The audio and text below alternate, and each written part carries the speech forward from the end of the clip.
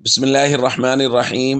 عن أبي هريرة رضي الله تعالى عنه قال قال رسول الله صلى الله تعالى عليه وسلم رب صائم ليس له من صيامه إلا الجوع ورب قائم ليس له من قيامه إلا السهر.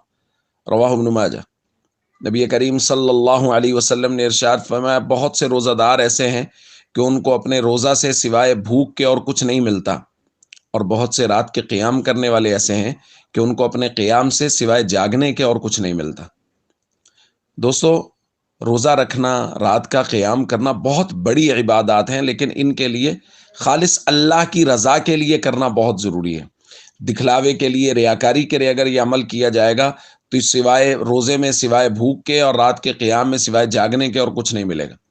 اسی طرح روزہ رکھ کے کسی کی غیبت کرنا، خدا نخواستہ بہتان بازی کرنا کہ روزہ رکھا ہوا ہے لہٰذا دو لوگ بیٹھ گئے اور بیٹھ کے کسی کی غیبت کر لی، بہتان بازی، تو اس کی وجہ سے بھی روزے کا اجر و ثواب ضائع ہو جاتا ہے۔ تو خلاصہ یہ ہے کہ روزہ رکھنا اور روزے کی حفاظت کرنا یہ دونوں مستقل کام اور دونوں مستقل ذمہ داریاں ہیں۔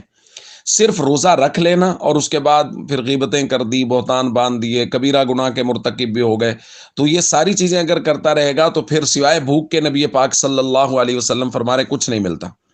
دوسری روایت میں اسی طرح کا مضمون حضور علیہ الصلوۃ والسلام نے بیان فرمایا۔ حضور نے فرمایا الصیام جنۃ ما لم یخرقها، روزہ ڈھال ہے کہ جب تک اس کو خود سے پھاڑ نہ ڈالے، یعنی اگر خود روزے کے آداب کی خلاف ورزی کرے گا اور روزے کی حفاظت نہیں کرے گا، بہتان بازیاں کرے گا، غیبت کرے گا یا لوگوں کو دکھاوے کے لیے روزہ رکھے گا تو پھر اس سے اجر و ثواب ضائع ہوگا، اور اگر روزے کو پورے آداب کے ساتھ رکھے گا تو روزہ جہنم سے ڈھال بنے گا۔